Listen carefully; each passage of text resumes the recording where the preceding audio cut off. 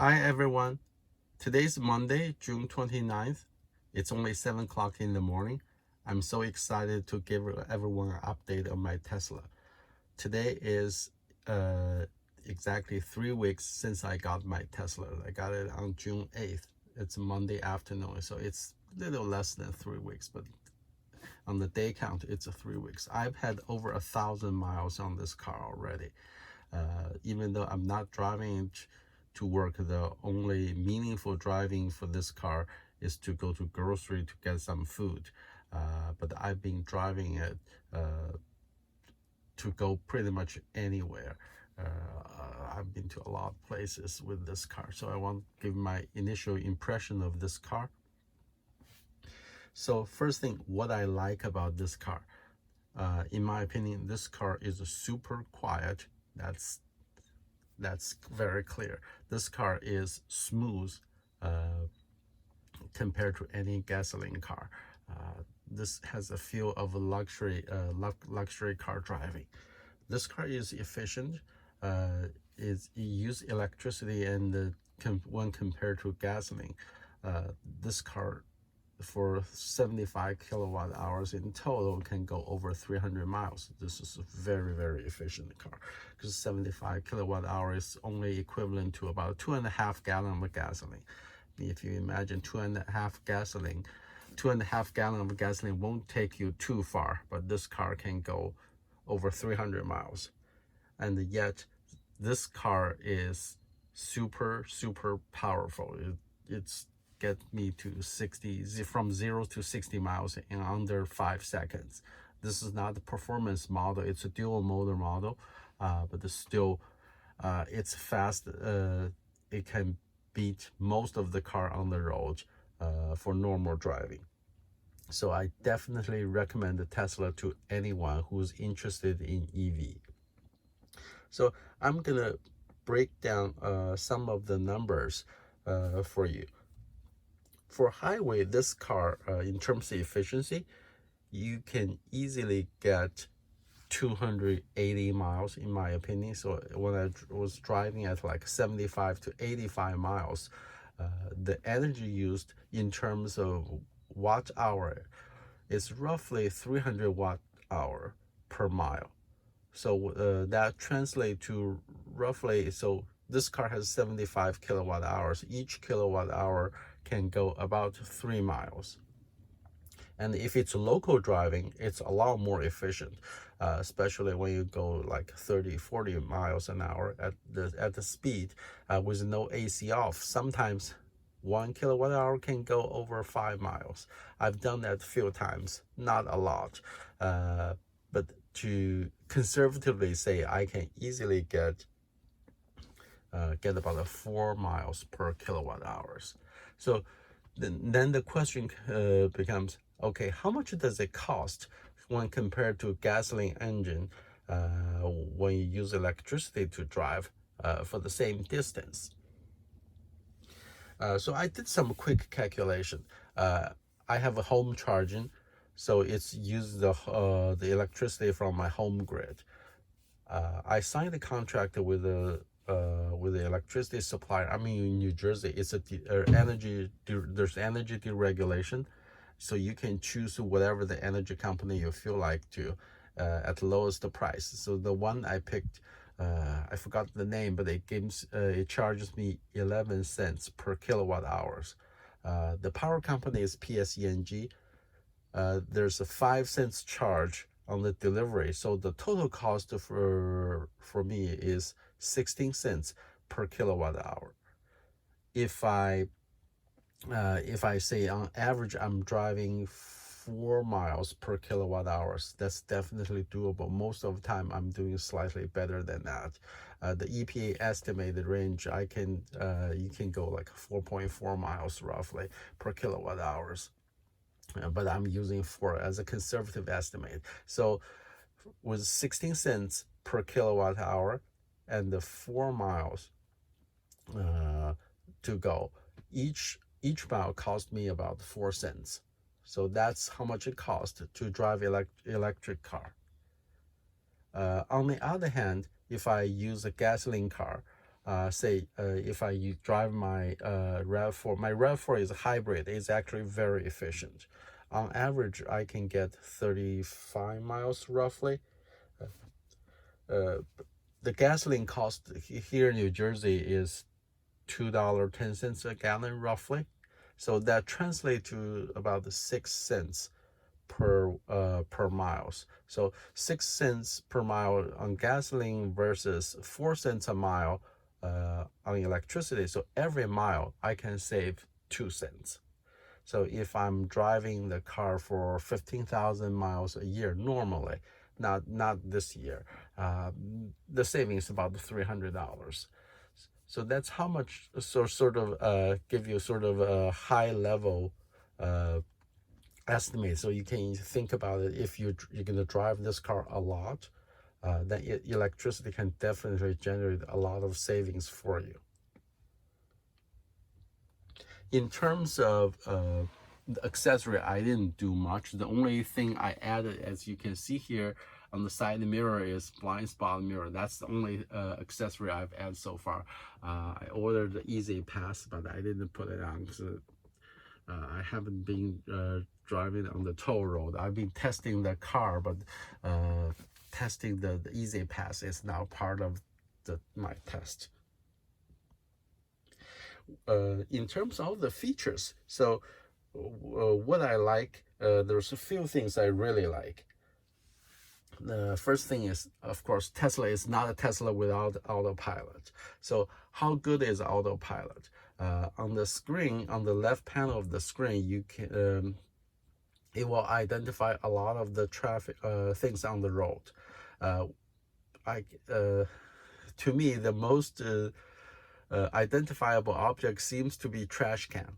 It's not terribly useful. The car will identify trash can, identify the cones very well. But in terms of identify the car or pedestrian or lane merge, sometimes it's there, sometimes it's not. It depends how far away that's from you. First thing, how complicated the situation is. For example, if the car is merging, then 2 lane becomes 1. The Autopilot is not that accurate, in my opinion. And if there's a car in the blind spot, sometimes it can identify it, sometimes it won't, which makes me wonder how good the Autopilot or even the full self-driving is at this point. That's the reason why I added the blind spot. Initially, I was thinking, okay, maybe I'll use the screen to check to see if there's any car in the blind spot. But in one rainy day, it didn't identify the car right behind me. Luckily, I noticed the cars coming, so because I was testing it, so I didn't have any car accident. And in terms of the Autopilot, so the car can drive itself for you, keep you in the middle of the lane. That's great. If it's a straight line, it does a great job. And you just need to put a hand on the steering wheel for every 20 seconds. Also, otherwise I get a warning.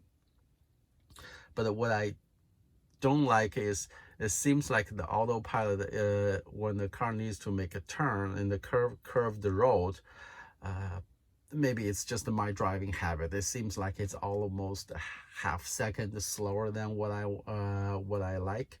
So it doesn't really fit my driving style, because also most of the road drive I have is local. It's for testing. I didn't really use it much. It's not something I like, but it's something amazing for sure. I used the Supercharger once. Supercharger in New Jersey, the one I used is pretty powerful. It's not the fastest one, 250 kilowatt hour charger. It's 120. It charges me like 28 cents per kilowatt hour. So at the 28 cents, if I use the math I had before, 4 miles per kilowatt hour, it turns out to be like a 7 cents per mile. So it's at 7 cents. It's not cheaper than gasoline driving anymore, because my home driving is 4 cents home charging 4 cents, but the supercharger costs 7 cents per mile. If I run driving gasoline, it's only 6 cents. Then supercharger isn't necessarily the best thing. Not necessarily can save you money. A few more things I find useful. The climate control.